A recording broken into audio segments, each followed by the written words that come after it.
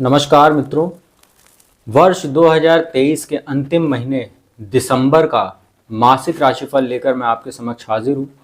आज इस वीडियो का ये पहला पार्ट है। इसमें आपको जो शुरुआत की 6 राशियां हैं, मेष, वृषभ, मिथुन, कर्क, सिंह और कन्या, इसकी जानकारी दी जाएगी कि इन 6 राशि वालों के लिए आने वाला दिसंबर का महीना कैसा रहेगा। इसके बाद जो अगला पार्ट होगा उसमें बाकी की जो 6 राशियां बची हैं उनकी जानकारी दी जाएगी।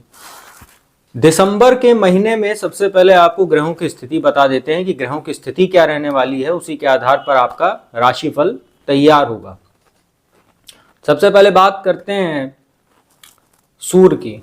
सूर्य जो है वो 16 दिसंबर तक वृश्चिक राशि में है और 16 दिसंबर को राशि परिवर्तन करके धनु राशि में चले जाएंगे, जिसके पश्चात जो शुभ कार्य होते हैं वो मकर संक्रांति तक वर्जित हो जाएंगे। एक माह के लिए मलमास लग जाता है।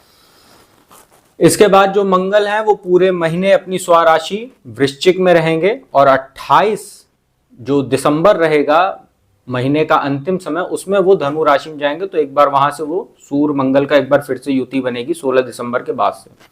बुध की बात करें, बुध भी पूरे महीने धनु राशि में और 28 दिसंबर को वो वापस उल्टा चलते हुए वृश्चिक राशि में आ जाएंगे।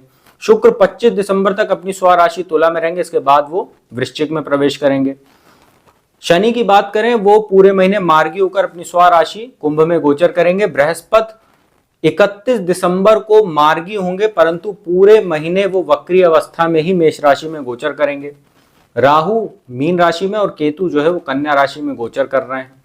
चंद्रमा के बारे में आप सभी को पता है कि 2.25 दिन में राशि परिवर्तन करते हैं, तो उनकी जो है वो गणना नहीं की जाती है राशिफल जो मासिक होता है। इसके बाद अब सबसे पहले बात करते हैं मेष राशि की। तो मित्रों, मेष राशि के लिए जो महीना है ये कुछ अच्छा है, कुछ मामलों में कुछ बुरा है, क्योंकि जो महीने का जो आधा भाग है इसमें मंगल और जो सूर्य की स्थिति है वो आपके लिए कुछ फेवरेबल नहीं है। अष्टम भाव में सूर्य मंगल की युति है 16 दिसंबर तक। यहां पर आपको गाड़ी वगैरह चलाते समय तो सावधानी बरतनी है। साथ ही कोई आग से जुड़ा काम करते हैं, इलेक्ट्रिक से जुड़ा कोई काम करते हैं तो बेहद सतर्क रहिएगा, अन्यथा आपको दुर्घटना के प्रबल योग बने हुए हैं। यहाँ पर सूर्य पंचमेश होकर अष्टम में है, तो अपने संतान के स्वास्थ्य का भी ध्यान रखिएगा। अष्टम में मंगल का बैठना, स्वराशि बैठे हुए हैं विपरीत राजयोग बनाकर, परंतु लग्नेश का अष्टम में आना, मारक स्थान में बैठना, ये आपके कहीं ना कहीं जीवन को प्रभावित करने वाला रहेगा। जीवन में कुछ अचानक घटनाएं आपको ऐसी देखने को मिलेंगी इस महीने में, जो आपको कुछ मानसिक तनाव भी दे सकती है, साथ ही आपका स्वास्थ्य भी प्रभावित करेगी। शुक्र आपके लिए सप्तम भाव में बैठे हुए 25 दिसंबर तक, वो मालव नाम का महापुरुष राजयोग बनाए हैं। वैवाहिक जीवन के लिए तो बिल्कुल अच्छा नहीं, क्योंकि अष्टम में सूर्य मंगल भी बैठे हुए हैं, परंतु व्यापार के लिए अच्छा है, मान सम्मान के लिए अच्छा है, ड्रेसिंग सेंस वगैरह आपका अच्छा रहेगा, लग्न पर दृष्टि रहेगी। इस महीने आप कुछ अच्छी शॉपिंग वगैरह भी कर सकते हैं, जिससे आपका खर्च थोड़ा बढ़ेगा, तो इसका आप ध्यान रखिएगा। बाकी वैवाहिक जीवन का आप अपने ध्यान रखिएगा। शुक्र की स्थिति सप्तम भाव में 25 दिसंबर तक वैसे भी अच्छी नहीं, इसके बाद वो अष्टम में आ जाएंगे सप्तमेश होकर। वहां से भी स्थिति वैवाहिक जीवन के लिए आपके लिए कोई बहुत अच्छी नहीं रहने वाली अगले 1 से 2 महीने, तो इसका आप ध्यान रखिएगा। शनि की स्थिति बहुत अच्छी है, लाभ भाव में बैठे एकादश में। पूरे महीने आपको आय में वृद्धि कर रहे हैं, परंतु खर्च आपका बढ़ा चढ़ा रहेगा और लग्न पर दृष्टि डालकर कार्यों में लगातार कुछ ना कुछ अवरोध शनि जरूर पैदा करेंगे, जिससे आपके मानसिक तनाव भी बढ़ेगा। इसका आपको ध्यान रखने की आवश्यकता रहेगी। और बुध की बात करें, बुध भाग्य स्थान में बैठे हुए हैं, पराक्रमेश और रोगेश होकर भाग्य स्थान में, तो पिता के स्वास्थ्य का ध्यान रखिएगा। परंतु ये जो भाग्य स्थान में बुध बैठे, इनकी जो दृष्टि तीसरे भाव पर पड़े तो पराक्रम आपका बढ़ेगा, भाग्य का कहीं ना कहीं सहयोग आपको दिलाते रहेंगे। छोटे भाई बहनों से भी संबंध ये अच्छे रखेंगे बुध, और कहीं ना कहीं मित्रों का भी आपको अच्छा सहयोग मिलेगा, क्योंकि अपनी ही राशि पर इनकी दृष्टि रहेगी। बृहस्पति की बात करें, लग्न में बैठे हैं, वक्री होकर बैठे हुए हैं, पंचम सप्तम नवम भाव पर दृष्टि, और महीने के अंत में ये मार्गी होंगे, तो तब तक थोड़ा सा आपको कुछ संभल कर चलने की आवश्यकता। हालांकि वो अब मार्गी हो रहे हैं तो संतान शिक्षा में कुछ सफलता देंगे। जो शुक्र और शनि की जो समस्या कुछ आपको इस महीने देखने को मिलेगी, उसमें बृहस्पति अब राहत देने का काम करेंगे। वैवाहिक जीवन में जो आ रही समस्याएं उसको कुछ हैंडल करेंगे, और भाग्य वृद्धि कारक भी रहेगा। बृहस्पति का नौवीं दृष्टि जो नवम भाव पर रहेगी। राहु आपके लिए महीना में कुछ समस्या पैदा कर रहे हैं, द्वादश भाव में बैठे कोर्ट कचहरी जुड़े हुए मामलों में कुछ समस्या देंगे, मानसिक तनाव आपका बढ़ाएंगे। परंतु ये विदेश यात्रा करा सकते हैं, लंबी दूरी की यात्राएं आपकी हो सकती है, खर्च बढ़ सकता है, रोग ऋण शत्रुओं से भी आप कहीं ना कहीं राहु कुछ परेशान करेंगे। और अष्टम भाव पर दृष्टि रहेगी मंगल पर राहु की, तो इसका आप ध्यान रखिएगा। और जैसा मैंने शुरू में ही बताया, गाड़ी वगैरह चलाते समय आपको बेहद सतर्क रहना है और ट्रैफिक रूल्स वगैरह का बहुत पालन करना है। हो सकता हो आप ट्रैफिक का पालन कर रहे हो, सामने वाला आके दुर्घटना कोई कर सकता है, तो आप बहुत सतर्क रहिएगा सड़क पर जब भी निकलें। तो मेष राशि वालों के लिए अगर बात करें तो महीना मिला जुला रहने वाला है। आपके लिए स्वास्थ्य के लिहाज से अच्छा नहीं है ये महीना, और वैवाहिक जीवन भी आपका बुरी तरीके से प्रभावित रहेगा, तो इन सब चीजों का ध्यान रखिएगा। उपाय की बात कर लेते हैं। पूरे महीने आप लोग बृहस्पति का उपाय कीजिए, ओम ब्रह्म बृहस्पति नमः इस मंत्र का जाप कीजिए, क्योंकि वही लग्न में बैठे हुए हैं, आपको बचाने का ये काम करेंगे। और पीला वस्त्र बृहस्पतिवार को धारण किया कीजिए, तो ये अच्छा रहेगा आपके लिए। वृषभ राशि की बात करें, वृषभ राशि के लिए जो है चतुर्थेश शुक्र, माफ कीजिएगा, जो सूर्य हैं वो सप्तम भाव में मंगल के साथ बैठे हुए हैं। मंगल स्वराशि विराजमान है, तो रुचक नाम का महापुरुष राजयोग बना हुआ है। वहीं दशम भाव में शनि भी बैठे हैं, तो शश नाम का महापुरुष राजयोग बना हुआ है कुंभ राशि में। तो दो महापुरुष राजयोग का वृषभ राशि वालों को जो फल मिलेगा इस महीने, तो इसमें कोई दो राय नहीं कि आपका व्यापार बढ़ेगा, राजनीति से जुड़े हुए लोगों को लाभ मिलेगा, शनि से जुड़ा व्यापार करने वालों को लाभ मिलेगा। जो लोग सरकारी कॉन्ट्रैक्टर वगैरह हैं या लकड़ी से जुड़ा काम करते हैं, तो सूर्य भी उनको फायदा देने का काम करेंगे। जनता में भी आपकी प्रसिद्धि बढ़ेगी और भौतिक सुख साधनों में भी ये महीना आपकी वृद्धिदायक रहने वाला है। और इस महीने जो सबसे अच्छी स्थिति आपके लिए रहेगी वो है राहु की। राहु जो है वो आपके एकादश भाव में बैठे हुए मीन राशि में। एकादश भाव में राहु का गोचर बेहद शुभ माना जाता है। आपके पुण्य फलों में वृद्धि करता है, विदेशों से व्यापार करने वाले लोगों को लाभ पहुंचाता है। आईटी प्रोफेशनल या जो लोग टेक्निकल फील्ड से जुड़े हुए हैं या लोग स्टार्टअप वगैरह स्टार्ट करना चाह रहे हैं, उनके लिए राहु का एक गोचर बहुत शानदार है। मान सम्मान में भी वृद्धि कराता है और आपको रणनीतिकार और कूटनीतिज्ञ भी बनाता है एकादश भाव में बैठकर। तो जो लोग राजनीति से जुड़े हुए हैं, इंटेलिजेंस का काम करते हैं, प्राइवेट डिटेक्टिव वगैरह हैं या आर्ट ड्रामा एक्टिंग वगैरह का काम करते हैं, उनके लिए राहु बहुत अच्छा है। पराक्रम भाव को देखता है, पंचम भाव को देखता है और सप्तम भाव को देखता है। तो पराक्रम में जबरदस्त वृद्धि करेगा, माइंड को टेक्निकल बनाएगा। परंतु सप्तम भाव पर जो दृष्टि रहेगी राहु की, वो कुछ वैवाहिक जीवन को प्रभावित करेगा, क्योंकि वहां मंगल भी बैठे मांगलिक दोष बना के 16 दिसंबर तक सूर्य भी बैठे हैं। वैवाहिक जीवन आपका जरूर डिस्टर्ब होगा, परंतु बिजनेस के लिए, काम के लिए, नई नौकरी की जो युवा तलाश कर रहे हैं, जो लोग नौकरी बदलना चाहते हैं, उन सभी के लिए महीना बहुत शानदार रहेगा। शनि दशम भाव में बैठे, जैसा मैंने बताया, लॉ की फील्ड से जुड़े हुए लोग या शनि से जुड़ा व्यापार करते हैं जो लोग, उनके लिए बहुत अच्छा समय है।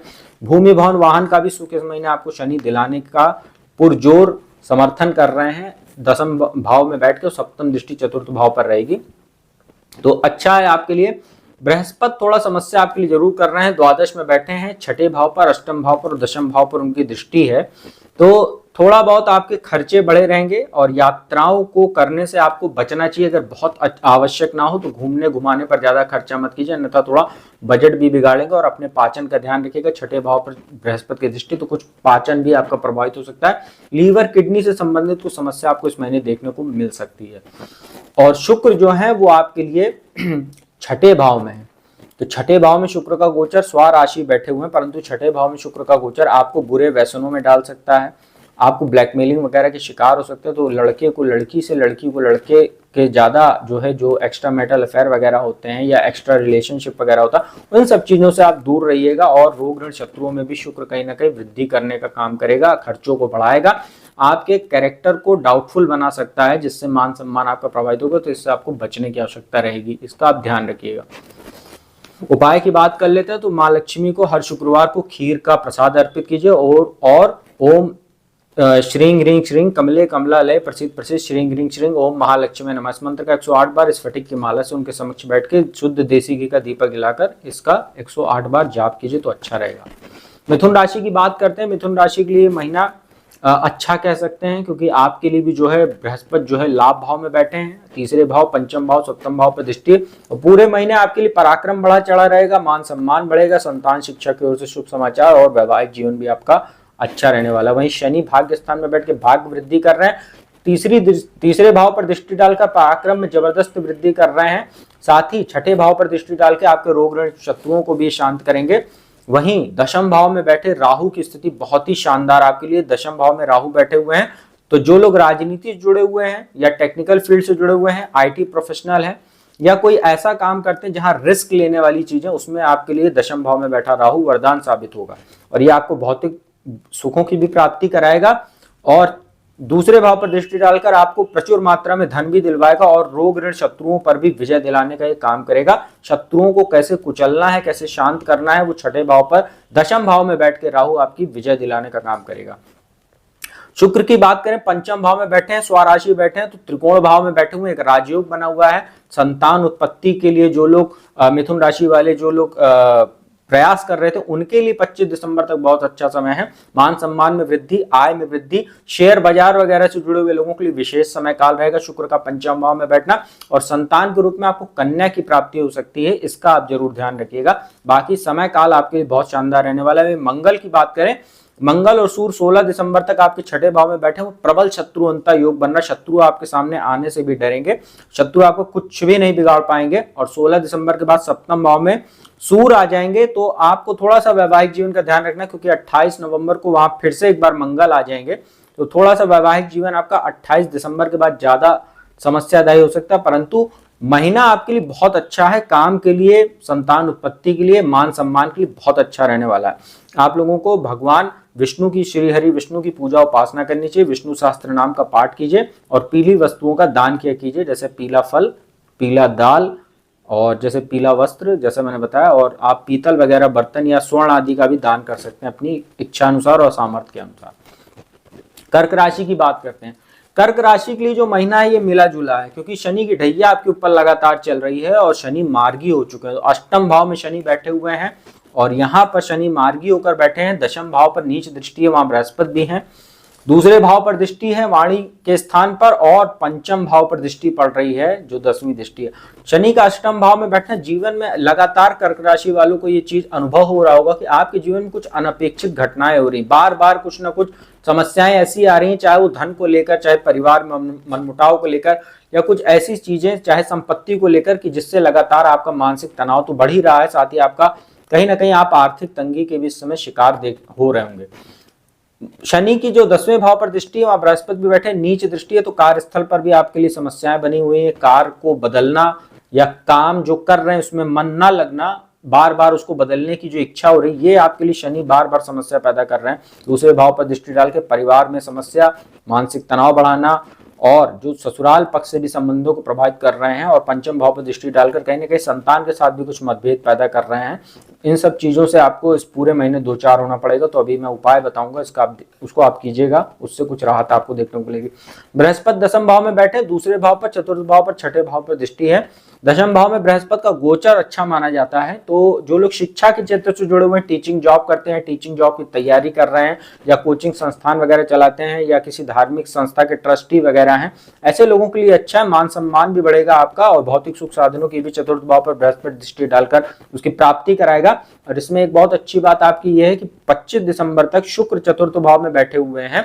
मालव्य नाम का महापुरुष राजयोग बनाकर बैठे हैं। एक तरफ देवगुरु बृहस्पति दशम भाव में केंद्र स्थान में, वहीं शुक्र चतुर्थ भाव में बैठकर दो गुरुओं का, एक दैत्य गुरु एक देव गुरु, दोनों का केंद्र स्थान में आना, ये आपके लिए बहुत जबरदस्त राजयोग बना रहा है। तो आपके पास धन तो आएगा, परंतु उससे ज्यादा खर्चे भी आपके तैयार रहेंगे, क्योंकि शनि अष्टम भाव में बैठे हैं। राहु की बात करें, भाग्य स्थान में बैठे हुए हैं, आपके ही राशि पर उनकी दृष्टि लगने पर, तो भ्रम के भी शिकार इस समय कर्क राशि वाले बहुत हो रहे हैं, क्योंकि शनि, माफ कीजिएगा, जो चंद्रमा के साथ राहु की वैसे भी शत्रुता है। राहु का काम है व्यक्ति को भ्रमित करना, काल्पनिक समस्याएं ज्यादा होती हैं उसकी, धरातल पर कम होती हैं, तो भ्रम की स्थिति पैदा करता है। जो नहीं है उसको सच मानने को ये मजबूर करता है, और व्यक्ति उसमें जो स्टेप लेता है उसके बाद उसको पश्चाताप होता है। तो कर्क राशि वालों को जब तक राहु आपके भाग्य स्थान में बैठे, आपको किसी भी प्रकार का बड़ा निर्णय लेने से बचना चाहिए, 100 बार सोचना चाहिए। साथ ही कोई तीसरे या दूसरे की बात में आकर कोई स्टेप मत लीजिए, अन्यथा आपको बाद में बहुत पछताना पड़ेगा। हालांकि राहु भाग्य स्थान में बैठ के तीसरे भाव को देखेगा तो पराक्रम में जबरदस्त आपके वृद्धि कराएगा, और रुके हुए कार्य भी राहु आपके पूरी कराने में मदद करेगा, और विदेश यात्राओं की और लगातार यात्राओं के भी ये योग बना रहा है आपके लिए, जैसे जैसे गोचर इसका आगे बढ़ रहा है। इसके बाद राहु की पंचम भाव पर दृष्टि रहेगी, तो ये भी बुद्धि का स्थान होता है। तो आपको जुआ, सट्टा, शेयर, लॉटरी जैसी चीजों, जो अनैतिक कार्य हैं या अनैतिक जहां से धन प्राप्ति होती है, उससे आप दूर रहिएगा, क्योंकि भाग्य स्थान में राहु बैठा हुआ है, आपको अधर्म कराने की ओर ये प्रेरित करेगा, धर्म से दूर करता जाएगा। तो इन सब चीजों से आप दूर रहिए तो अच्छा है, क्योंकि ढैया भी आपके लिए चल रही है। इसके बाद बात करते हैं मंगल की। मंगल 28 नवंबर तक केंद्र त्रिकोण राजयोग में आपके पंचम भाव में स्वराशि मंगल अपनी ही राशि वृश्चिक में और धनेश सूर्य के साथ बैठे हैं। तो जो 16 दिसंबर तक का समय है धन के लिहाज से अच्छा है। धन आपके पास प्रचुर मात्रा में आएगा भी और खर्चा भी होता रहेगा, परंतु धन की कमी नहीं होगी। इसके बाद सूर्य आपके छठे भाव में आ जाएंगे, शत्रुअंता योग बनेगा, परंतु यहाँ पर दूसरे भाव के स्वामी का छठे भाव में आना एक प्रकार का दरिद्र योग बनाता है। तो यहां से आपको 16 दिसंबर के बाद से कुछ अपना बजट आपको मेंटेन करके चलना पड़ेगा, अन्यथा आपको धन संबंधी समस्या सूर्य भी देंगे, इसका आप ध्यान रखिएगा। साथ ही आपको पाचन संबंधी समस्या, लीवर किडनी जैसी समस्या भी कुछ हो सकती है, क्योंकि छठे भाव में सूर्य आएंगे और 28 नवंबर से यहाँ मंगल भी आ जाएंगे। तो आपको तली भुनी चीजें, मिर्च मसालेदार चीजों से सेवन से बचना चाहिए, अन्यथा ये आपको समस्या देगा पाचन में, इसका आप ध्यान रखिएगा। इसके बाद जो स्थितियां आपके लिए, जो कर्क राशि वालों की स्थिति है, ये कुल मिला के जो मैंने बताया। उपाय की बात करें, पूरे महीने आप लोगों को शनि की पूजा उपासना करनी चाहिए। हर शनिवार को संध्या काल में जाकर सरसों के तेल का दीपक जलाई पीपल के वृक्ष के नीचे और ओम शंख शनिश्चराय नमः इस मंत्र का जाप कीजिए। और काला वस्त्र भूल कर भी इस समय ना पहने, काले रंग के पहने कपड़े या डार्क कलर के कपड़े ना पहनकर हल्के रंगों का आप इस्तेमाल कीजिए, तो आपका मन भी अच्छा रहेगा। और ढैया और राहु की जो स्थिति है उससे आपको राहत मिलने का काम करेगा ये। सिंह राशि की बात करते हैं, पांचवी राशि हमारे इस वीडियो में जो है। और सिंह राशि के लिए भी दो राजयोग बने हुए हैं। चतुर्थ भाव में शनि बैठे हुए हैं शश नाम का महापुरुष राजयोग बनाकर, और 28 नवंबर तक आपके मंगल बैठे हुए हैं चतुर्थ भाव में, और शनि माफ कीजिएगा सप्तम भाव में बैठे हैं। तो चतुर्थ भाव में मंगल बैठे हुए हैं सूर्य के साथ 16 दिसंबर तक, पराक्रम राजयोग प्लस रुचक नाम का महापुरुष राजयोग, और सप्तम भाव में शनि का गोचर है। सप्तम भाव में शनि की बात करें तो सातवां भाव जो होता है काल पुरुष की कुंडली में तुला राशि बनती। शनि वैसे भी यहाँ बहुत मजबूत होता है, साथ ही सातवां भाव जो होता है ये पश्चिम दिशा को इंडिकेट करता है। शनि पश्चिम दिशा के स्वामी होते हैं, इसलिए इनको यहाँ पर दिशा बल भी मिलता है। तो जो सिंह राशि के जातक व्यापार करते हैं साझेदारी में, उनके लिए विशेष समय काल ये रहने वाला है। अपने बिजनेस को बढ़ाने के लिए आपके लिए बहुत अच्छा समय, भाग्य वृद्धि कारक समय रहेगा।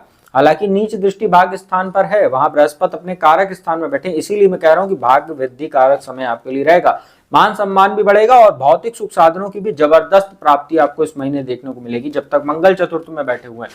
हालांकि मांगलिक दोष भी बनता है, तो अपने थोड़ा वैवाहिक जीवन का ध्यान रखिएगा, क्योंकि शनि की 10वीं दृष्टि मंगल पर और वापस मंगल की नीच और चौथी दृष्टि सप्तम भाव शनि पर। तो शनि और मंगल का जो ये दृष्टि संबंध चतुर्थ दशम का है, ये वैवाहिक जीवन को प्रभावित करने का काम करेगा, और जो लोग अविवाहित हैं उनके रिश्तों को तोड़ने का काम कर सकता है, बात बनते बनते रह जाएगी, इसका आप ध्यान रखिएगा। इसके बाद शुक्र की बात करते हैं। तीसरे भाव में शुक्र बैठे 25 दिसंबर तक, अच्छा है आपके लिए, यात्राओं के योग बनाएंगे। उच्च शिक्षा के लिए विदेश जाने वाले जो छात्र हैं उनको वीजा वगैरह आसानी से मिल सकता है। पिता के साथ संबंध अच्छे रहेंगे, पड़ोसियों के साथ मित्रों के साथ संबंध अच्छे रहेंगे। और ये जो शुक्र यहाँ बैठे हुए हैं, आईटी प्रोफेशनल जो लोग हैं या जो लोग बॉलीवुड एक्टिंग ड्रामा या कोई ग्लैमर इंडस्ट्री से जुड़े हुए हैं, तो ऐसे क्षेत्रों में आप लोग जितना हार्ड वर्क स्मार्ट वर्क करेंगे उतना ये शुक्र आपको भाग्य स्थान में दृष्टि डालकर कराएंगे। और वहां बृहस्पति भी बैठे हुए थे, जो बृहस्पति और शुक्र का दृष्टि संबंध बनेगा इस महीने, वो आपके पराक्रम में जबरदस्त वृद्धि करेगा और आपके कहीं ना कहीं कार्यस्थल पर आपको अच्छे अच्छे अवसर प्राप्त कराएगा और सफलता भी दिलाएगा। इसके बाद बात करते हैं राहु की।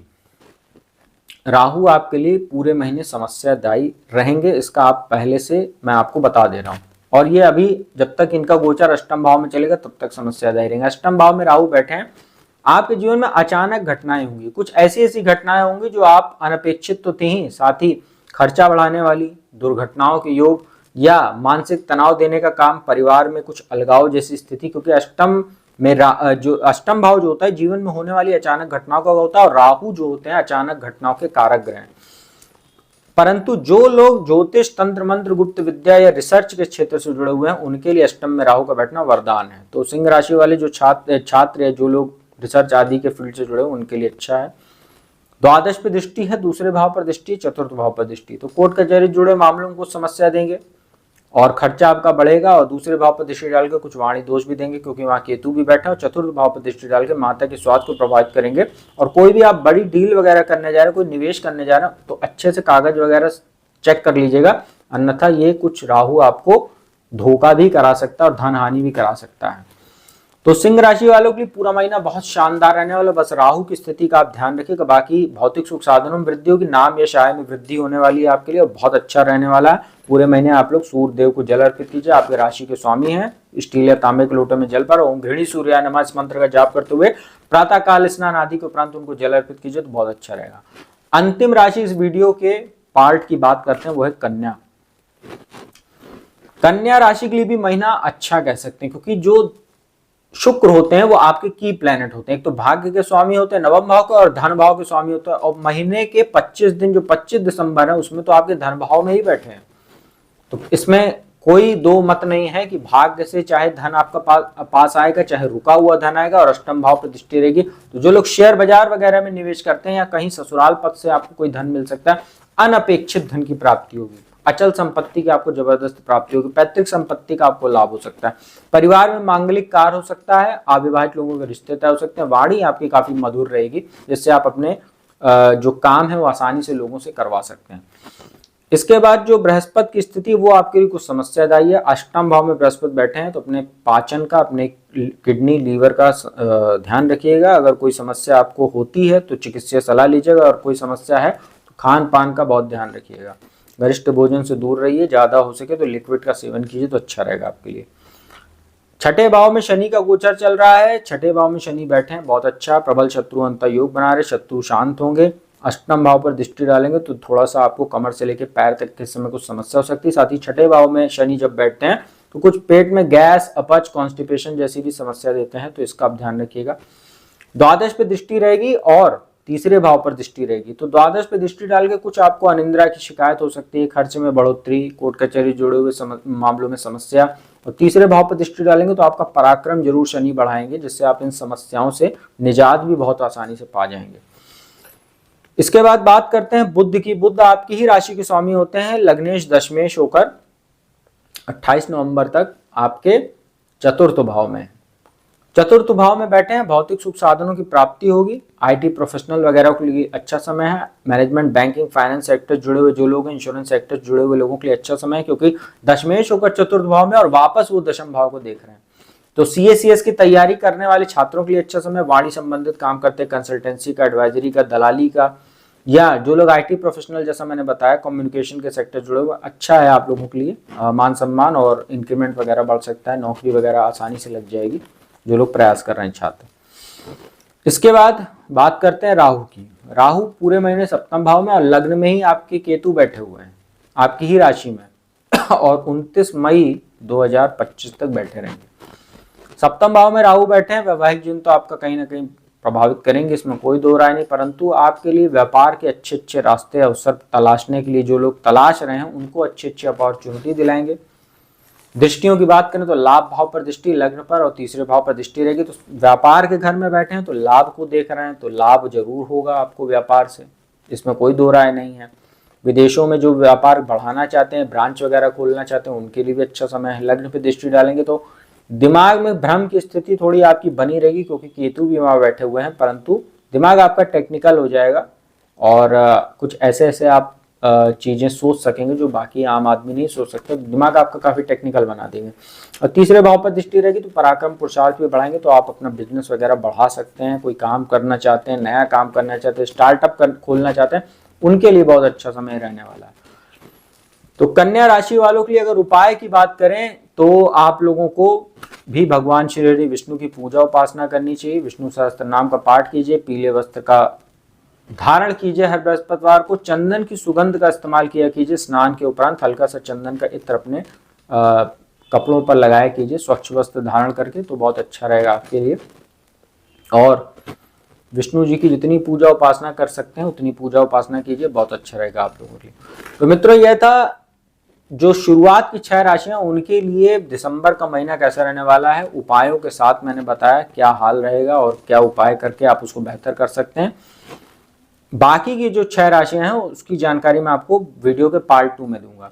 तो उम्मीद करता हूं वीडियो आपको अच्छी लगी होगी। तो वीडियो अच्छी लगी हो तो चैनल को सब्सक्राइब कीजिएगा, बगल में बेल आइकन का बटन उसको प्रेस कीजिएगा। और जो भी चाहता कुंडली विश्लेषण कराना चाहता है तो मेरे नंबर डिस्क्रिप्शन स्क्रीन दोनों पर उपलब्ध है, उस पर संपर्क करके अपॉइंटमेंट ले सकते हो। मेरे द्वारा कुंडली विश्लेषण का लाभ देश दुनिया के किसी भी कोने से प्राप्त कर सकते हैं।